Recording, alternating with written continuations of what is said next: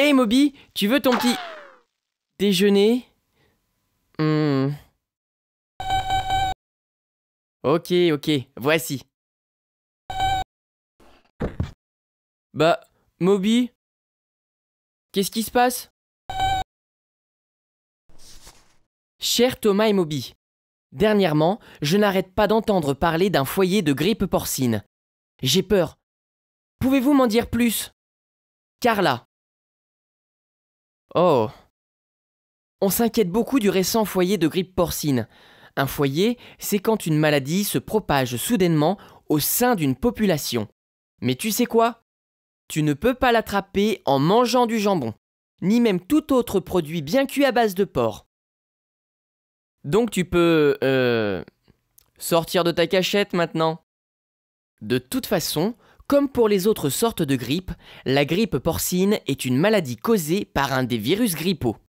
Il existe beaucoup de souches ou formes du virus de la grippe, chacune étant un peu différente des autres.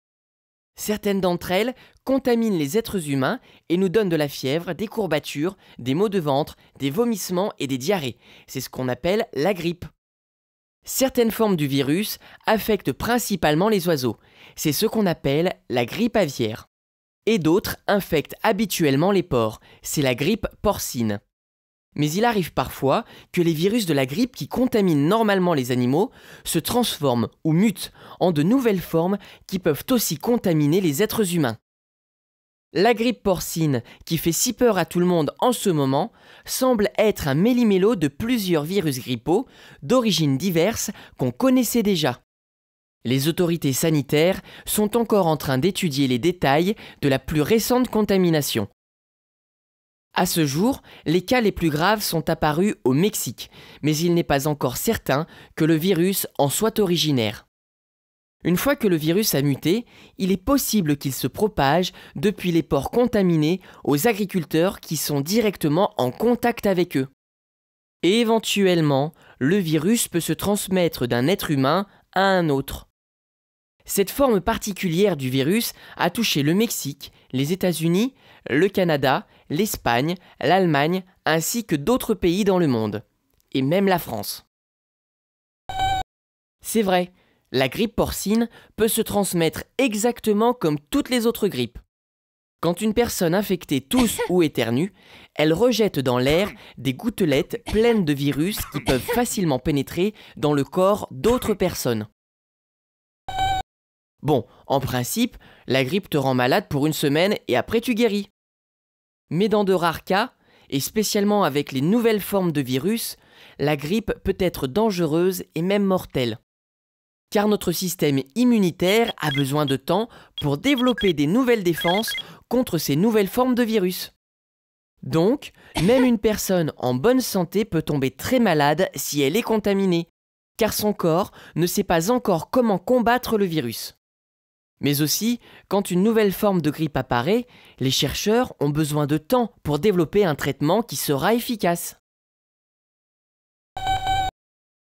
Eh bien non, même si tu as été vacciné avant l'apparition d'une souche nouvelle de la maladie, ça ne t'aidera pas, car le vaccin te protège uniquement des anciennes formes de la grippe. Sans défense, un nouveau virus peut se multiplier rapidement, envahir d'autres organes et tissus dans ton corps et se transmettre d'une personne à une autre. Quand la contamination se propage dans toute une région ou un pays, on parle d'épidémie.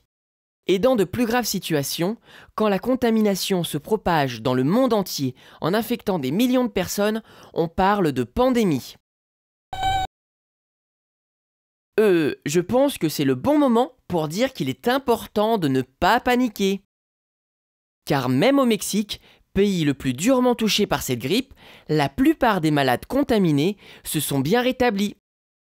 Et l'Organisation mondiale de la santé et la Direction générale de la santé travaillent 24 heures sur 24 pour maîtriser le foyer de la maladie et empêcher qu'elle ne se propage. Il existe aussi des traitements anti-grippe qui pourraient contrer les effets de cette forme de grippe porcine. Et les chercheurs se pressent pour créer un vaccin qui pourra protéger les êtres humains contre la grippe porcine. Bien sûr, il y a beaucoup de façons de se protéger. Tout d'abord, il faut préserver une bonne hygiène personnelle et prendre quelques précautions. Bien recouvrir son nez et sa bouche avec un mouchoir quand tu tousses ou que tu sens que tu vas éternuer. Éviter de se toucher trop souvent les yeux, le nez et la bouche et se laver fréquemment les mains avec de l'eau et du savon. Et si tu ne te sens pas bien, fais une fleur à tes copains et à tes profs et reste à la maison jusqu'à ce que tu te sentes mieux. Eh bien, dans des endroits comme au Mexique, pays qui a été le plus contaminé par la grippe porcine, les gens se protègent avec des masques. Mais aux États-Unis comme en France, on n'en est pas arrivé à ce point-là. La meilleure chose à faire est de prendre soin de nous protéger et de rester informés. N'est-ce pas, Moby? Oh, tu manges vraiment comme un cochon.